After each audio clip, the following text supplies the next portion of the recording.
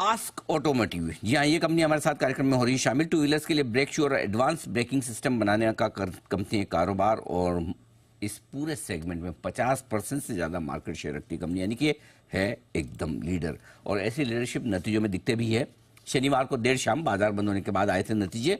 आय में 37% 38% की दिखी है बढ़त, 783 करोड़ पर आंकड़ा पहुंचता हुआ। 72% कामकाजी मुनाफा, जबरदस्त उछाल है। मार्जिन कमाल कर दिया, 2% से ज़्यादा मार्जिन बढ़कर आए, 8.4% से 10.6%। और मुनाफा 2 गुना से ज़्यादा होता हुआ 23 करोड़ से 48 करोड़। ऑल राउंड दमदार परफॉर्मेंस कंपनी की। मुलाकात करते हैं कंपनी के चेयरमैन और मैनेजिंग डायरेक्टर कुलदीप सिंह राठी साहब हमारे साथ कार्यक्रम में हो रहे हैं शामिल। दिल्ली यूनिवर्सिटी से सर ने बीए इकोनॉमिक्स ऑनर्स में किया है और इस पूरी स्पेस का लंबा गहरा अनुभव रखते हैं। राठी साहब, स्वागत है आपका, धन्यवाद जी बिजनेस को समय देने के लिए। और सबसे पहले आपको बधाई देना चाहता हूं, एक्सेप्शनली अच्छे नंबर नजर आ रहे हैं हर एक पैरामीटर पर। रेवेन्यू, ऑपरेशनल फ्रंट, मार्जिन, मुनाफा, ये तिमाही बड़ी शानदार दिख रही। पहले ये बताएं सर, ये अब तक की बेस्ट तिमाही है और इसके पीछे क्या कारण रहे?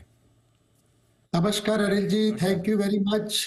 आपने फिर दोबारा अपने साथ बातचीत का मौका दिया मुझे। Most welcome sir. और ये तिमाही हमारी बहुत अच्छी गई, क्योंकि उसका एक रीजन ये भी था कि पिछली जो तिमाही था, क्वार्टर 4 लास्ट ईयर का, उसमें OBD2 नॉर्म्स के कारण वो बहुत ही कमजोर था क्वार्टर। तो मैं बहुत सारा क्रेडिट तो नहीं लूंगा इसका, लेकिन ओवरऑल हमारे ईयर की परफॉर्मेंस भी बहुत अच्छी गई है।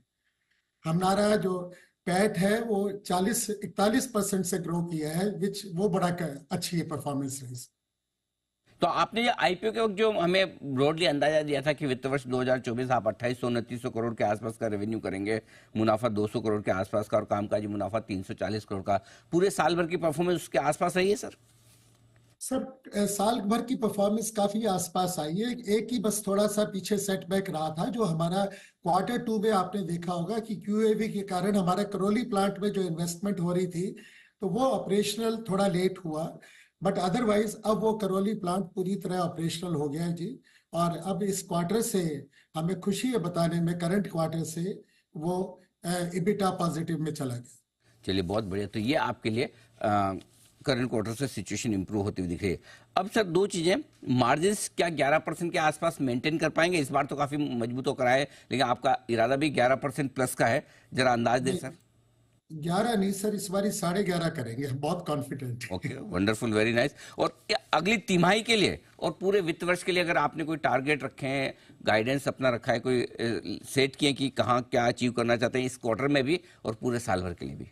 सर, हमारा सेक्टर बहुत अच्छा लग रहा है और डबल डिजिट की ग्रोथ आने की उम्मीद है, और हम आउट परफॉर्म करते हैं सेक्टर को, ये हमारा ट्रैक रिकॉर्ड है। तो हम बहुत ही बुलिश हैं इस कमिंग ईयर के लिए। Okay, perfect. तो काफी बुलिश है और बढ़िया एक्शन भी देखने को मिल रहा है। राठी साहब, बहुत बहुत धन्यवाद, आपका समय दिया और विस्तार से आपने नतीजों के बारे में हमारे दर्शकों से बातचीत